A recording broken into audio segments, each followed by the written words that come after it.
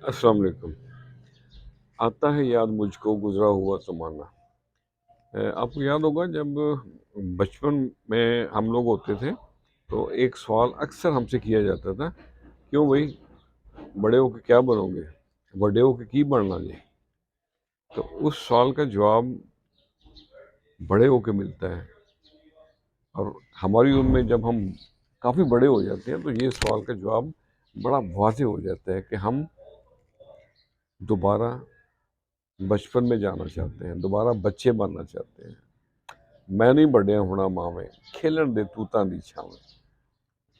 तो आज मैंने इसी मौजू को ज़हन में रख के पुराने दौर पे एक नज़म लिखी है, आपसे भी शेयर करते हैं। दौर था वो सादा सा। आओ सुनाए एक कहानी। बात है ये ज़रा पुरानी। 12 टाणी ते अड्डा खड्डा। हमारे पुराने दोस्तों को, मेरे उम्र के दोस्तों को ये याद होगा। 12 टाणी ते अड्डा खड्डा, पैंदा नहीं सी कोई भी फड्डा। ਉੱਚਾ ਟਿੱਬਾ ਤੇ ਖਿੱਦੋ ਖੂੰਡੀ, ਕਰਦਾ नहीं सी कोई भी पूंडी। चीचो चीच गडेरी खेलन, दो तेरी दो मेरी खेलन। सब नूं जोड़े पीठू करम, थोड़े विच सी बड़ा करम। आओ सुनाए एक कहानी। बात है ये जरा पुरानी। लुकण मीठी क्या ही बातां, होवे दिन भावें रातां। सोचां विच दौर पुराना, हर वेला सी बड़ा सुहाना। सब दी पसंद बांदर किला। सबकी पसंद बांदर किला।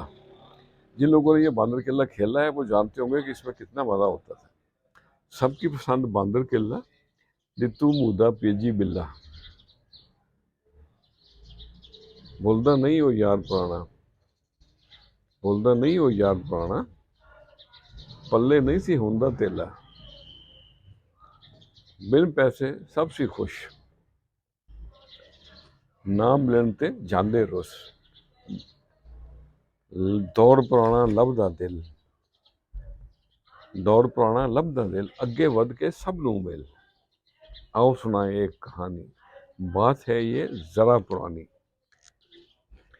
ते गवाच गए ने बेली मेरे, गवाच गए ने बेली मेरे।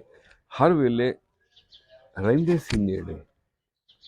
मैं नहीं वड्डिया होना मावे, मैं नहीं वड्डिया होना मावे। खेलन दे तूतां दी छावें। दुनिया दे विच खो गए आ, दुनिया दे विच खो गए आ। रब्बा कलियां हो गए आ। जग सारा एक खेल तमाशा, वेख वेख के आवे हासा। खाली हाथे जाना बीबा, खाली हाथे जाना बीबा। मुड़ नहीं इत्थे आना बीबा। आओ सुनाए एक कहानी। बात है ये जरा पुरानी।